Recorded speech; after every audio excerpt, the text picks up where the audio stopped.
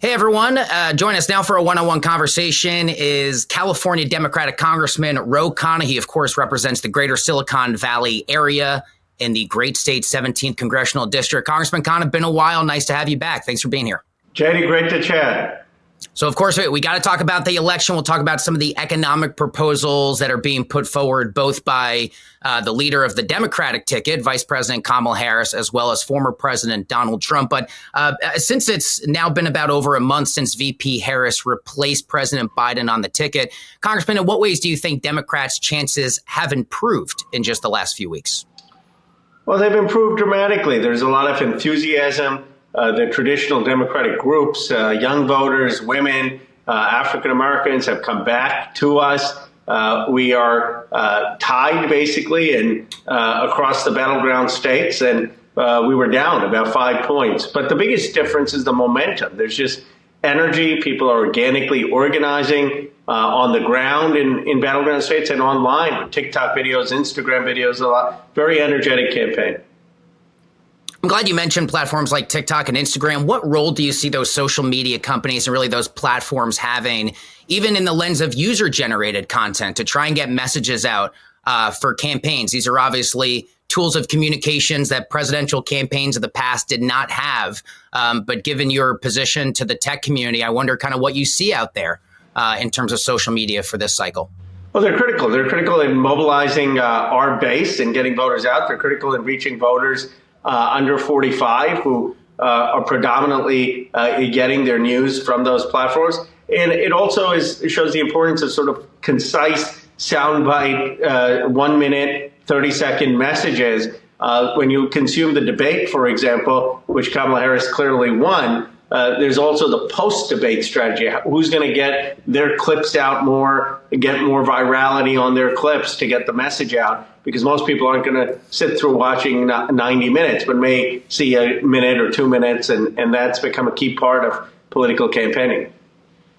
Congressman Khanna, you said in a recent interview, quote, what Harris needs to do is make the positive case and what she's going to do for people. I think if she does that, she'll win and be the next president. Did she do that this week? And if so, in what ways?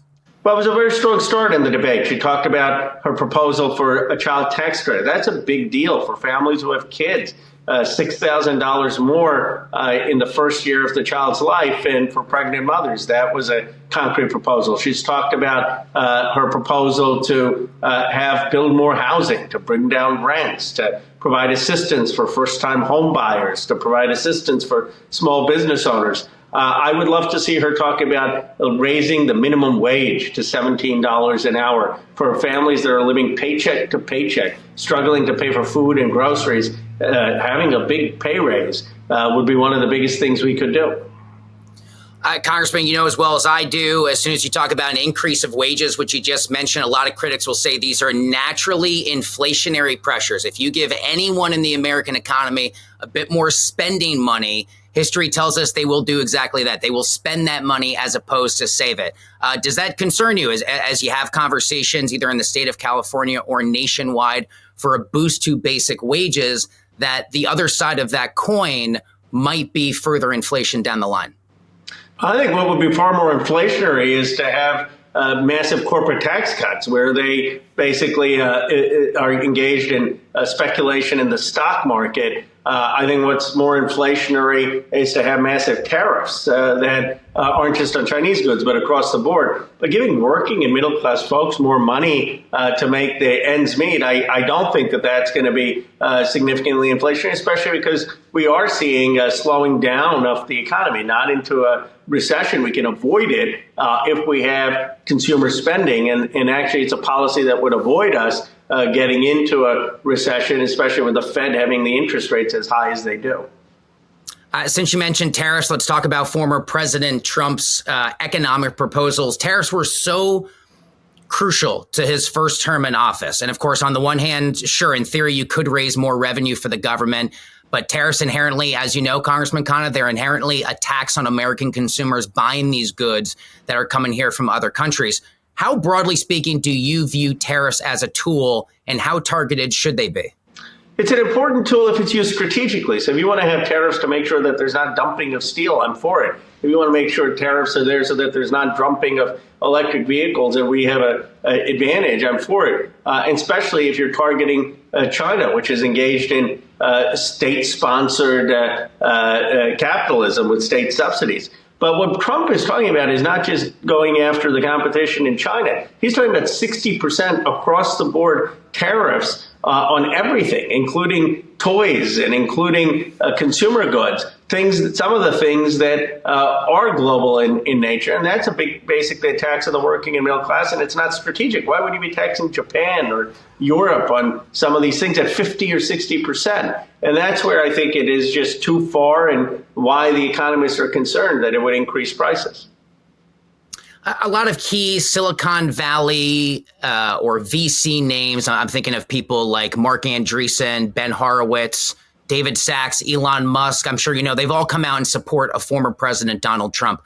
Why do you think Trump has their confidence? And are there things that the Harris campaign or Democrats more broadly can do to speak to that type of business leader who, as we know, are all very influential names?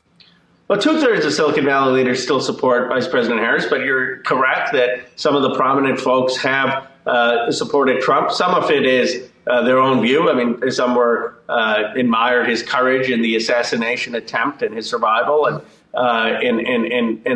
what he showed, and they are supporting him for their own personal reasons. But there are places we can win over some of the younger men, particularly, that we're losing.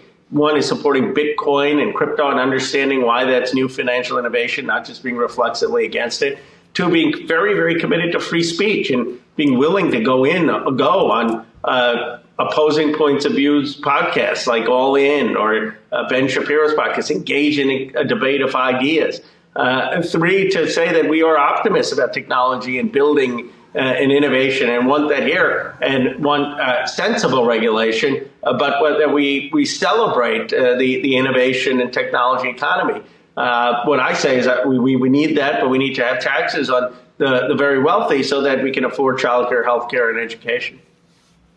You mentioned Bitcoin. I believe you spoke at the conference as well, but former President Trump spoke at the Nashville Bitcoin conference earlier this summer.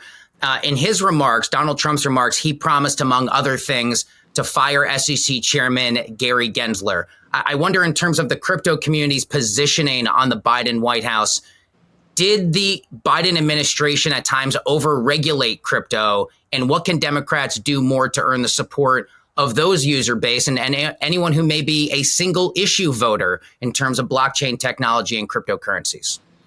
Well, we need to embrace things like Fit 21, which is a bipartisan bill in the House that passed, and I support it, and that would provide regulatory clarity, saying that Bitcoin and crypto are important tools of financial innovation. Here's what the SEC should regulate. Here's what the CFTC should regulate. Yes, we want to protect ordinary consumers from being taken advantage on in investments, but Bitcoin and crypto is a source of storing value, and it's a source of making payments, and Ethereum is a source of web development. So we want to have that industry here, and there are things we can do like supporting Fit 21 that would signal that to the community. In those remarks that Trump made in Nashville, that line about firing Gary Gensler seemed to be an unexpected rallying cry for the cheer. How do you view the work of this SEC? I think the community has so often been frustrated about Chairman Gensler's inability to define what is a security and what is a commodity. I mean, as you sit there, Congressman Khanna, do you think that the SEC chairman should be fired? Well, I never comment on independent agencies because of my role in Congress, and I think I respect the independence of agencies and what they do. But I do think that we need more clarity, and what Congress should be doing is passing Fit 21, which makes it very clear what is the authority of SEC, what is the authority of CFTC, what is a security, what's not a security. A lot of right now, the challenge has been that Congress hasn't said anything. So whoever the SEC chair is has the latitude to interpret it for themselves and to make law through litigation, which I don't think is the right approach. And that's why I think Congress should be driving that. Back in December, Congressman Khanna, you tweeted, quote, Jay Powell should cut interest rates now, given most of inflation was caused by shocks to the supply side. If Powell doesn't, he may be the person most responsible for the possible return of Trump. How are you viewing the timeline, Congressman, for interest rate cuts? We're expecting them next week on the 18th.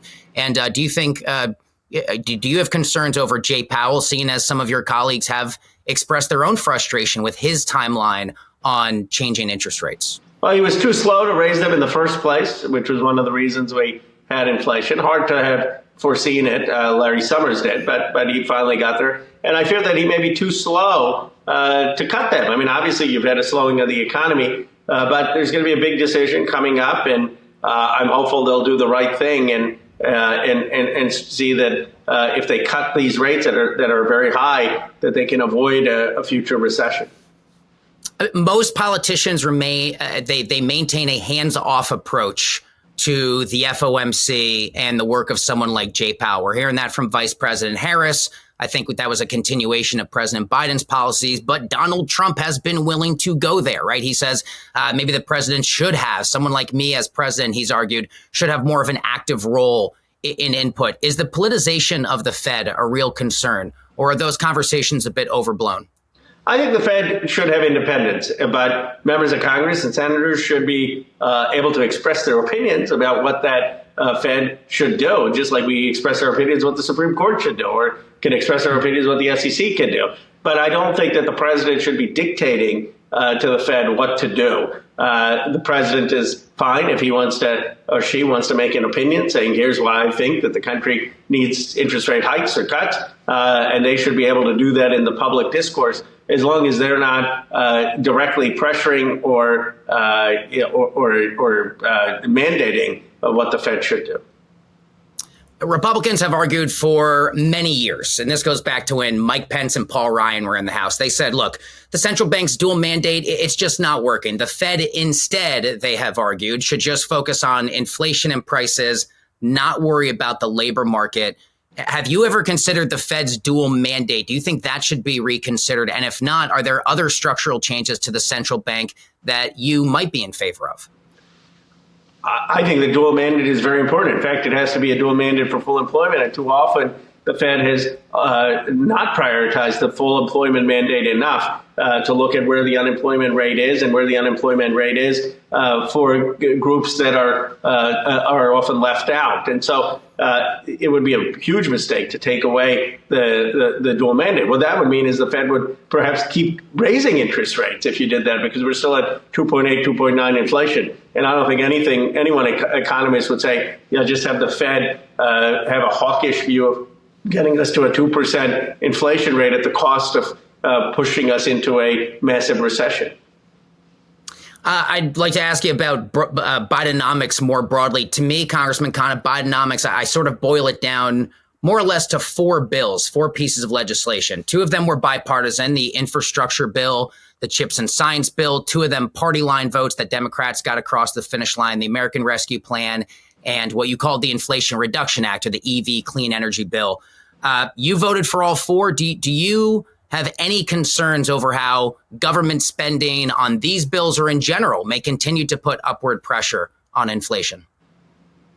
No, they were needed at the time. I mean, we were looking at 8-9% unemployment. We were looking at huge shocks to the system because of COVID, where the supply chains had been gutted. And the biggest cause of inflation was the COVID supply shocks. It was the fact that the Fed had a very loose monetary policy of buying mortgage-backed securities, and that led to the inflation. Now, some of the spending on a bipartisan basis through Trump and Biden also led to that inflation, but that was necessary to get out of the COVID recession. I mean, and we did it better, both in terms of employment and in terms of inflation, than any other developed nation in the world. So I think it was the right policy. What I wish, though, is that now that the Fed start to cut rates to make sure that we don't go into a recession. What worries you most, Congressman Khanna, about a second Donald Trump term? And if he wins, where do you think you have the most common ground with him? Well, what worries me most is these deportation forces where he could start to really take 11 million undocumented immigrants and just start doing something we've never seen in this country, which is massive removal. What concerns me is the tone he's going to set for the country and whether he uses the institutions for political retribution. I would look for areas to work. I mean, I expect President Harris, Vice President Harris to win, but I would look for areas if Donald Trump won. I had 5 bills signed into law when he was there his first term, and I would look at ways to strengthen manufacturing, to bring industry back to America in places to work with him. There is a new bipartisan Senate bill. I'd love to ask you quickly here about congressional stock trading. The bill comes from Senators Merkley, Peters, Ossoff, and a Republican, Josh Hawley of Missouri. The bill would direct lawmakers to stop buying any new additional stocks immediately. Is there support for that legislation from you or other bills like it? And what do you think is the best solution to address this point of frustration that clearly a lot of voters in the country have? I have been a lead advocate for banning stock trading. I went and gave a floor on the speech of the House about a political reform plan that went viral. I've supported Abigail Spanberger's bill, the Trust Act, Chip Roy, early supporter of it. And I support the Merkley bill to ban members from trading stock. It seems like common sense. It often gets caught up in politics, but I hope we get it across the finish line this time.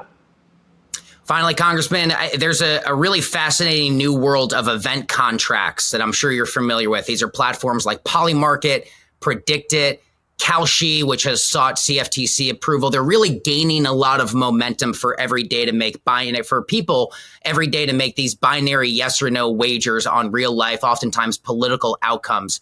And we're really seeing a boost in popularity for them this election cycle. Do you view these platforms as a bit of a slippery slope that could compromise the integrity of elections? Or do you view it as maybe it's not so much up to the government to regulate the event contract space? Well, I don't think it'll compromise the integrity of the election. I think there are a lot of other things that may do that, such as voting rights laws and having sufficient polling places in places and making sure that we don't have misinformation online. But I think they have to be regulated just to protect consumers so that consumers aren't losing their life savings, making bets on politics, and that they're being treated fairly in terms of the odds and being compensated. So there should be safety and consumer protection regulations. But I don't think that they need to be banned. All right. A lot of fascinating conversations and topics for a busy time. I'm very grateful for you being here. That is Congressman Ro Khanna, California Democrat of the state's 17th Congressional District. Congressman Khanna, nice to have you back. Good to see you. Thank you, JD. Always enjoy it.